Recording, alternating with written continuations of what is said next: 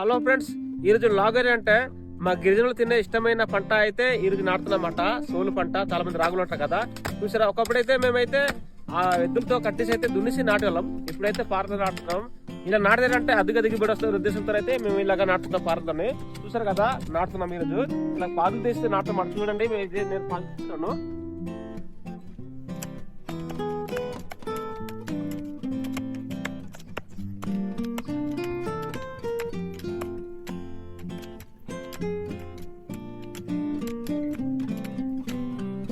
ఇదండి ఇలా పాదులు తీస్తే మేము నాటుతాము.